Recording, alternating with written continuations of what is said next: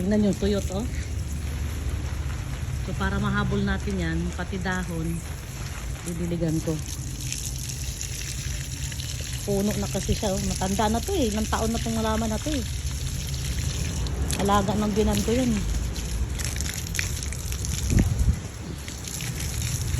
Yan. Sobrang kati ng lamok.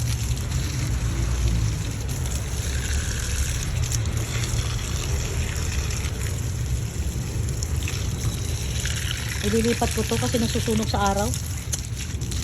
Kahit nidiligan siya, hindi kinakaya sa araw. Lalo na ngayon summer.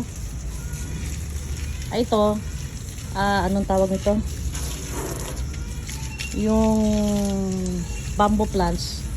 Yan. Matibay yan. Kahit medyo hindi mo agad nadidiligan, matibay siya. Itong dwarf na kalatsuchi, dala pa ng biyanan ko to galing Thailand.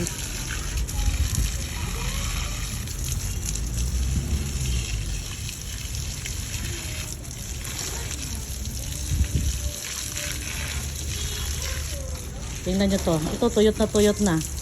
Yung bamboo na yan. Pero tignan nyo, buhay na buhay pa. Ano to eh?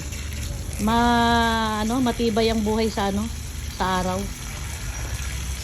Pero mas maganda kung nadidiligan siya kasi green na green yung dahon. Hindi siya naninilaw katulad yan, naninilaw oh. Yan. Naninilaw lang siya pero hindi siya namamatay.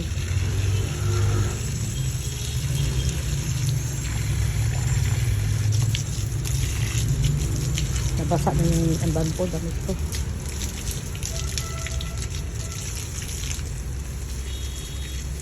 Lulunurin ko para damihan ko ng para kahit matagal akong di makadilig, hindi sila mamamatay basta-basta. Yan oh. Talagang may tubig pa sa paso. Yan. Kumbaga may stock silang tubig talaga. Ayan oh.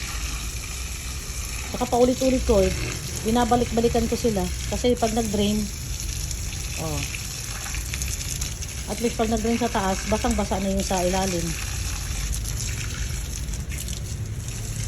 Itong kalatsuchi na to, matibay din ang matibay din ang buhay nila sa araw. Hindi sila basta-basta namamatay. Ayan, diba guys, paulit-ulit ko dinidiligan.